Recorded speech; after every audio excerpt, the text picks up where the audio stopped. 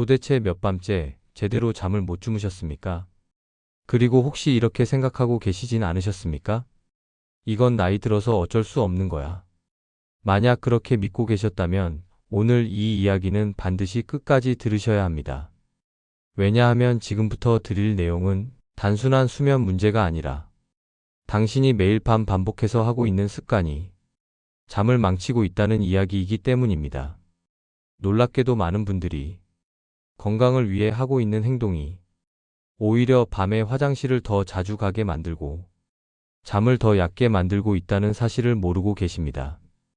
특히 이 두 가지입니다. 물을 일부러 참는 것, 그리고 음식을 지나치게 싱겁게 먹는 것. 이 두 가지가 함께 반복될 때 몸에서는 아주 조용하지만 확실한 변화가 시작됩니다. 그리고 그 결과는 바로 밤마다 깨는 생활로 나타납니다. 오늘 이 시간에는 왜 이런 일이 생기는지, 그리고 왜 검사 결과는 정상인데도 잠은 계속 깨지는지, 그 안에 숨겨진 몸의 작동 원리를 아주 쉽게 풀어서 설명드리겠습니다. 지금 이 영상을 보고 계신 분들 중에는 이미 이런 경험이 있으실 겁니다. 누워서 잠든 지 얼마 되지 않았는데 갑자기 소변이 마려워서 깨는 경우, 화장실을 다녀왔는데 막상 양은 많지 않은 경우, 다시 누웠는데 또 금방 깨는 경우, 어떤 분은 2번, 어떤 분은 3번, 심한 경우 4번까지 반복됩니다. 그런데 병원에 가보면 이상한 점이 하나 있습니다. 심장 정상입니다. 신장 정상입니다. 방광도 문제 없습니다. 전립선도 괜찮습니다. 그런데 왜 밤에만 이런 일이 반복될까요? 이 질문을 하는 분들을 저는 정말 많이 만났습니다. 그리고 대부분 같은 말을 들었다고 합니다. 큰 문제는 아닙니다. 나이 들면 그럴 수 있습니다. 하지만 저는 그 말을 들을 때마다 한 가지를 꼭 다시 확인합니다. 정말 나이 때문일까요? 아니면 우리가 놓치고 있는 것이 있는 걸까요? 결론부터 말씀드리겠습니다. 많은 경우 원인은 장기가 아닙니다. 문제는 훨씬 더 미묘한 곳에 있습니다. 바로 물, 소금, 그리고 신경의 균형입니다. 이 세 가지가 균형을 잃는 순간 몸은 조용히 경고를 보내기 시작합니다. 그 신호가 바로 밤에 자꾸 깨는 현상입니다. 여기서 이해를 돕기 위해 몸을 하나의 집이라고 생각해 보겠습니다. 집 안에 물이 충분히 흐르고 배관이 깨끗하면 아무 문제가 없습니다. 하지만 물이 부족해지면 어떻게 될까요? 흐름이 느려지고 가장 얇은 관부터 막히기 시작합니다. 우리 몸도 똑같습니다. 물을 충분히 마시지 않으면 혈액은 점점 끈적해집니다. 흐름이 둔해지고 작은 혈관부터 영향을 받기 시작합니다. 특히 영향을 받는 곳이 어디냐 하면 바로 신경입니다. 신경은 산소와 영양을 매우 예민하게 필요로 합니다. 조금만 공급이 줄어들어도 바로 반응합니다. 그런데 문제가 생깁니다. 이 신경이 과민해지면 아주 작은 자극에도 과하게 반응하기 시작합니다. 마치 고장난 경보기처럼 조금만 건드려도 크게 울리는 상태가 되는 것입니다. 그리고 그 대표적인 예가 바로 방광입니다. 소변이 많이 차지 않았는데도 지금 당장 가야 한다는 신호를 보냅니다. 그 결과 당신은 잠에서 깨어나게 됩니다. 이게 바로 소변은 적은데 자주 깨는 이유입니다. 제가 실제로 만났던 한 분 이야기를 들려드리겠습니다. 50대 초반 남성분이셨습니다. 매일 밤 3번씩 깨셨습니다. 아침이면 머리가 무겁고 하루 종일 피곤해서 집중이 안 된다고 하셨습니다. 검사를 해보면 이상은 없었습니다. 그래서 더 답답했던 분입니다. 그래서 저는 생활 습관을 하나씩 물어봤습니다. 그리고 아주 중요한 사실을 발견했습니다. 이분은 저녁이 되면 거의 물을 마시지 않았습니다. 이유는 단순했습니다. 밤에 화장실 가기 싫어서요. 그리고 또 하나, 혈압이 걱정돼서 음식을 거의 간을 하지 않고 드셨습니다. 본인은 건강하게 살고 있다고 믿고 있었지만 실제로는 이 두 가지 습관이 매일 밤을 망치고 있었던 것입니다. 물이 부족해지자 혈액은 점점 농축되었습니다. 그리고 소금이 부족해지자 물은 혈관 안에 머물지 못하고 몸 밖으로 퍼져나가기 시작했습니다. 그 결과 낮에는 몸이 약간 붓고 밤에는 그 물이 다시 혈관으로 돌아옵니다. 그리고 그 순간 신장이 일을 시작합니다. 결과는 무엇일까요? 밤에 반복해서 깨는 것입니다. 여기서 중요한 포인트 하나를 꼭 기억하셔야 합니다. 많은 분들이 이렇게 생각합니다. 물을 덜 마시면 덜 나오겠지. 이 논리는 맞는 것처럼 보입니다. 하지만 몸은 그렇게 단순하지 않습니다. 몸은 항상 생존을 기준으로 움직입니다. 혈액이 너무 끈적해지면 몸은 위험 신호로 판단합니다. 그래서 오히려 균형을 맞추기 위해 소변을 더 만들어냅니다. 이게 바로 물을 참을수록 더 자주 깨는 이유입니다. 특히 누웠을 때 이 현상이 더 강해집니다. 왜냐하면 낮 동안 다리에 있던 체액이 누우면서 다시 혈관으로 돌아오기 때문입니다. 신장은 더 많은 혈류를 받게 되고 그만큼 소변 생성도 증가합니다. 여기까지 들으시면서 혹시 이런 생각이 드셨습니까? 나는 검사도 정상인데 왜 이럴까? 바로 이 질문이 가장 중요한 지점입니다. 왜냐하면 많은 분들이 같은 상황에 있기 때문입니다. 실제로 야간에 자주 깨는 분들 중 절반 이상은 방광이나 신장에 문제가 없습니다. 문제는 눈에 보이지 않는 기능적인 균형입니다. 그리고 이 균형이 깨지면 몸은 매일 밤 당신을 깨우기 시작합니다. 그래서 오늘 이 일부에서 가장 중요한 결론을 하나만 기억하셔야 합니다. 밤에 자주 깨는 이유는 단순히 나이 때문이 아닙니다. 그것은 물과 소금 그리고 신경의 균형이 깨졌다는 몸의 신호일 가능성이 매우 높습니다. 이 사실을 이해하는 순간 당신은 전혀 다른 방향에서 해결책을 찾게 됩니다. 그리고 놀랍게도 그 해결 방법은 생각보다 훨씬 단순합니다. 이제 다음 이야기에서는 왜 싱겁게 먹는 습관이 오히려 밤에 더 자주 깨게 만드는지, 그리고 몸 안에서 어떤 일이 벌어지고 있는지 더 깊이 설명드리겠습니다. 그리고 이 부분이 이해되면 지금까지 잘못 알고 있었던 건강 습관을 완전히 다시 보게 되실 겁니다. 앞서 우리는 물을 참는 습관이 왜 오히려 밤에 더 자주 깨게 만드는지 이야기했습니다. 그런데 여기서 많은 분들이 이렇게 생각하십니다. 그래도 소금은 줄이는 게 맞지 않나요? 짜게 먹으면 혈압 올라간다고 들었는데요. 맞습니다. 지나치게 짠 음식은 분명히 문제입니다. 하지만 오늘 말씀드릴 내용은 그 반대입니다.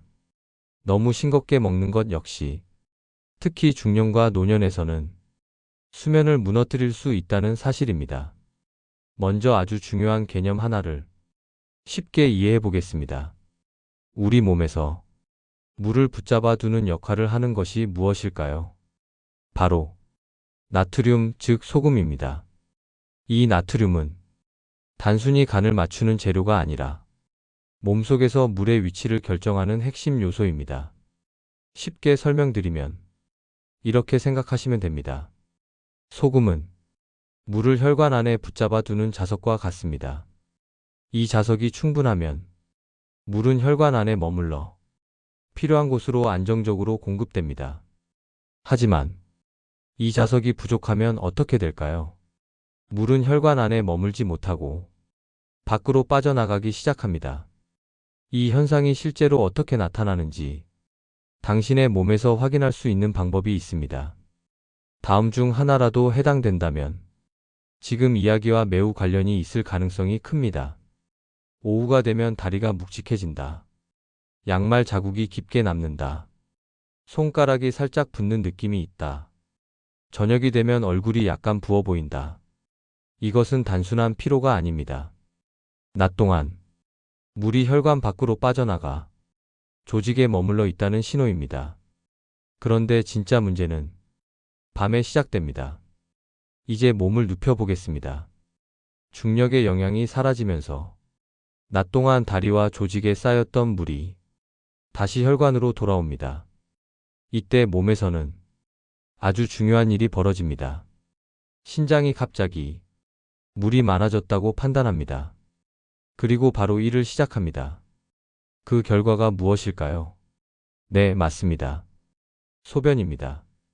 그래서 밤마다 반복해서 깨게 되는 것입니다. 여기서 중요한 포인트가 하나 더 있습니다. 이때 나오는 소변은 생각보다 많지 않은 경우가 많습니다. 그런데도 왜 그렇게 강하게 지금 가야 한다는 느낌이 들까요? 그 이유는 이미 신경이 예민해져 있기 때문입니다. 적은 양에도 강한 신호를 보내는 상태가 되어 있는 것입니다. 이 부분에서 많은 분들이 깜짝 놀라는 지점이 있습니다. 나는 일부러 건강하려고 싱겁게 먹었는데 그게 오히려 문제였다고요? 네, 그렇습니다. 물과 소금은 서로 따로 움직이는 것이 아니라 항상 함께 작동합니다. 물을 줄이고 소금도 줄이면 어떻게 될까요? 몸은 이중으로 불안정한 상태에 들어갑니다. 혈액은 농축되고 물은 혈관에 머물지 못하고 신경은 예민해지고 자율신경은 계속 긴장 상태를 유지합니다. 이 네 가지가 동시에 겹치면 밤에 깊은 잠을 자는 것은 사실상 매우 어려워집니다. 여기서 제가 실제로 만났던 사례 하나를 조금 더 구체적으로 들려드리겠습니다. 60대 남성분이었습니다. 이분은 나는 평생 건강하게 살았다고 자신 있게 말씀하셨습니다. 이유는 하나였습니다. 나는 싱겁게 먹는다. 국도 간을 하지 않았고 반찬도 거의 양념이 없었습니다. 그런데 문제는 수면이었습니다. 매일 밤 정확히 같은 시간에 깼습니다. 마치 몸 안에 알람이 있는 것처럼 말입니다. 그래서 혈액 검사를 자세히 확인해 보았습니다. 결과는 흥미로웠습니다. 나트륨 수치가 정상 범위 아니긴 했지만 하한선에 매우 가까운 상태였습니다. 질병이라고 할 수는 없지만 몸이 안정적으로 균형을 유지하기에는 부족한 상태였습니다. 그래서 저는 이렇게 제안했습니다. 짜게 드시라는 게 아닙니다. 다만 너무 싱겁게만 드시지 마십시오. 하루에 필요한 기본적인 수준으로만 소금을 되돌려 보자고 했습니다. 그리고 3주 후 이분이 다시 오셨습니다. 표정이 완전히 달라져 있었습니다. 선생님, 요즘은 밤에 한 번도 안 깨는 날도 있습니다. 이건 약이 아니었습니다. 몸이 정상적인 균형을 되찾았기 때문입니다. 여기까지 들으셨다면 이제 중요한 연결고리를 이해하셔야 합니다. 물을 참으면 혈액이 농축됩니다. 소금을 지나치게 줄이면 물이 혈관에 머물지 못합니다. 이 두 가지가 합쳐지면 낮에는 붓고 밤에는 소변이 늘어나며 결국 수면이 무너집니다. 여기서 잠깐 이 영상에서 가장 중요한 중간 포인트 하나를 짚고 넘어가겠습니다. 지금까지 내용을 한 문장으로 정리하면 이렇습니다. 밤에 자주 깨는 것은 방광 문제가 아니라 몸의 균형 문제일 가능성이 높다. 이걸 이해하신 분들은 앞으로 완전히 다른 방식으로 자신의 수면을 관리하게 됩니다. 그렇다면 여기서 많은 분들이 궁금해하시는 질문이 나옵니다. 그럼 나는 어떻게 해야 하나요? 물을 얼마나 마셔야 하고 소금은 어떻게 먹어야 하나요? 이 부분을 아주 현실적으로 구체적으로 말씀드리겠습니다. 먼저 물입니다. 하루에 갑자기 많이 늘리시면 안 됩니다. 중요한 것은 나눠서 마시는 것입니다. 아침에 한 컵, 오전 중간에 한 컵, 점심 전후로 한 컵, 오후에 한 컵, 이렇게 몸이 부담 없이 흡수할 수 있게 나누는 것이 핵심입니다. 그리고 중요한 포인트, 저녁이라고 해서 완전히 끊으시면 안 됩니다. 다만 잠들기 직전은 피하고 잠들기 1시간 전까지만 가볍게 조절해 주시는 것이 좋습니다. 다음은 소금입니다.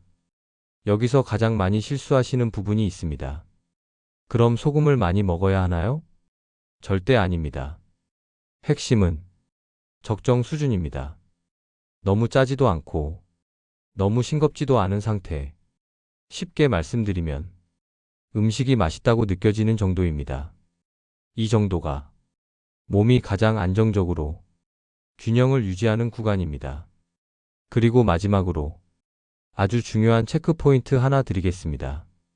지금 이 세 가지 중 두 가지 이상 해당되면 오늘 내용이 바로 적용될 가능성이 큽니다. 밤에 소변량은 많지 않은데 자주 깬다. 오후가 되면 다리가 붓는다. 저녁에는 물을 거의 마시지 않는다. 음식을 매우 싱겁게 먹는다. 이 중 두 가지 이상이면 지금 몸은 균형이 깨진 상태일 가능성이 높습니다. 이제 다음 내용에서는 조금 더 깊은 이야기로 들어갑니다.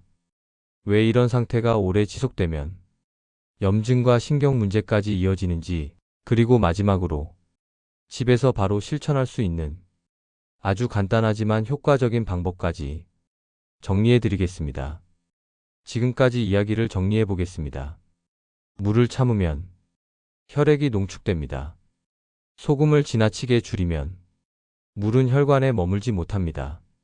그 결과 낮에는 붓고 밤에는 체액이 다시 돌아오면서 신장이 과하게 일을 하게 됩니다. 그리고 그 신호가 바로 밤에 깨는 것으로 나타납니다. 그런데 여기서 끝이 아닙니다. 이 상태가 오랫동안 지속되면 몸 안에서는 또 하나의 변화가 조용히 진행됩니다. 바로 보이지 않는 염증입니다. 많은 분들이 염증이라고 하면 통증이나 열을 떠올리십니다. 하지만 지금 말씀드리는 염증은 전혀 다릅니다. 아프지도 않고 눈에 보이지도 않지만 몸 안에서 서서히 진행되는 상태입니다. 이 염증은 특히 어디에 영향을 줄까요? 바로 아주 작은 혈관입니다. 이 작은 혈관들은 신경을 먹여 살리는 통로입니다. 그런데 이곳에 염증이 생기면 혈류가 원활하지 않게 됩니다. 그 결과 신경이 점점 예민해집니다. 이 상태가 되면 몸에서는 어떤 일이 벌어질까요? 아주 작은 자극에도 과하게 반응하기 시작합니다. 소변이 조금만 차도 지금 당장 가야 한다는 신호가 올라옵니다. 그리고 그 순간 당신은 잠에서 깨게 됩니다. 여기서 더 중요한 단계가 하나 더 있습니다. 바로 자율신경입니다. 자율신경은 우리가 의식하지 않아도 몸을 자동으로 조절해주는 시스템입니다.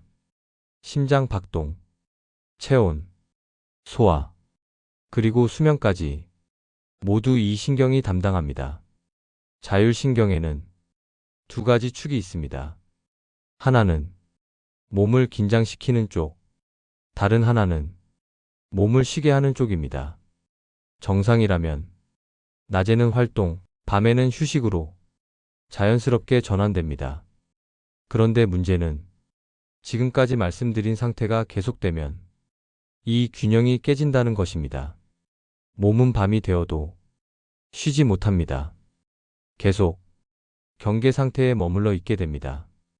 이 상태에서는 어떤 일이 벌어질까요? 잠이 얕아집니다. 작은 자극에도 깹니다. 심장이 약간 빠르게 뜁니다. 다시 잠들기 어려워집니다. 그리고 방광도 예민해집니다. 결국 조금만 차도 깨는 상태가 됩니다. 이제 이해가 되셨을 겁니다. 밤에 자주 깨는 문제는 단순히 한 가지 원인이 아니라 물소금, 혈관, 신경, 자율신경, 이 모든 것이 연결된 결과입니다. 그렇다면 이제 가장 중요한 질문입니다. 그래서 어떻게 해야 하느냐? 여기서부터는 지금 당장 실천할 수 있는 방법을 아주 구체적으로 말씀드리겠습니다. 제가 수년 동안 환자들을 보면서 가장 효과를 많이 봤던 방법은 놀랍게도 매우 단순했습니다. 바로 잠들기 전 몸을 이완시키는 하나의 습관입니다. 그 방법을 정확하게 순서대로 말씀드리겠습니다. 첫 번째, 시간입니다. 잠들기 직전이 아니라 잠들기 1시간 전입니다. 이 시간이 중요한 이유는 몸이 흡수하고 균형을 맞출 시간을 주기 때문입니다. 두 번째, 물의 온도입니다. 차가운 물은 절대 피하십시오. 미지근하거나 따뜻한 물이어야 합니다. 손을 담갔을 때 편안하게 느껴지는 정도가 적당합니다. 이 온도가 신경을 이완시키는 데 핵심입니다. 세 번째, 구성입니다. 따뜻한 물 한 컵에 아주 소량의 소금을 넣습니다. 정말 중요한 포인트입니다. 짠맛이 느껴지지 않을 정도. 이게 기준입니다. 네 번째, 레몬입니다. 얇게 한 조각만 넣습니다. 많이 필요하지 않습니다. 이 레몬이 하는 역할은 세 가지입니다. 혈관을 보호합니다.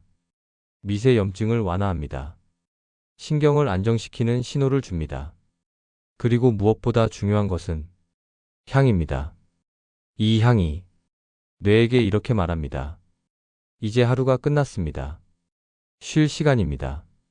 다섯 번째, 마시는 방식입니다. 이건 의외로 많은 분들이 놓치는 부분입니다. 절대 한 번에 들이키지 마십시오. 천천히, 조용한 공간에서 조금씩 나눠서 마셔야 합니다. 이 과정 자체가 몸을 이완 상태로 바꾸는 신호가 됩니다. 이 방법을 적용했을 때 실제로 어떤 변화가 생기는지 짧게 사례로 말씀드리겠습니다. 60대 여성분이셨습니다. 매일 밤 다리에 쥐가 나서 깨고 그 이후에는 잠들기 어려운 상태였습니다. 이 방법을 일주일 적용한 뒤 이렇게 말씀하셨습니다. 다리가 따뜻해지고 깨는 횟수가 줄었습니다. 또 다른 분은 수년 동안 4번씩 깨던 분이었는데 3주 후 이렇게 말씀하셨습니다. 이제는 한 번도 안 깨는 날도 있습니다. 이건 특별한 치료가 아닙니다. 몸이 원래 상태로 돌아가는 과정입니다. 여기서 한 가지 꼭 말씀드리겠습니다. 신장 질환이 있거나 수분 제한이 필요한 분들은 반드시 담당 의사와 상의하셔야 합니다. 하지만 대부분의 경우 이 방법은 안전하고 충분히 시도해 볼 가치가 있습니다. 이제 마지막으로 오늘 이야기를 한 번 더 정리해 드리겠습니다. 밤에 자주 깨는 것은 노화 때문이 아닐 수 있습니다. 그것은 몸의 균형이 깨졌다는 신호일 수 있습니다. 그리고 그 균형은 아주 작은 습관으로도 다시 돌아올 수 있습니다. 잠은 억지로 만드는 것이 아닙니다. 몸이 이제 자도 된다고 느낄 때 자연스럽게 찾아오는 것입니다. 그리고 그 시작은 아주 단순할 수 있습니다. 따뜻한 물 한 컵, 작은 소금 한 꼬집, 얇은 레몬 한 조각, 그리고 조용한 시간. 지금 이 영상을 보고 계신 분들께 마지막으로 하나만 부탁드리겠습니다. 오늘 알려드린 방법을 딱 3일만 직접 해보십시오. 그리고 변화가 느껴지셨다면 댓글에 하나라고 남겨주세요. 오늘 내용이 도움이 되셨다면 채널 구독과 좋아요로 함께 해주시고 주변에 비슷한 고민을 하는 분이 있다면 이 영상을 꼭 공유해 주십시오. 당신의 밤이 조금 더 편안해지고 아침이 더 가벼워지기를 진심으로 바랍니다. 지금까지 건강이 필요해였습니다. 감사합니다.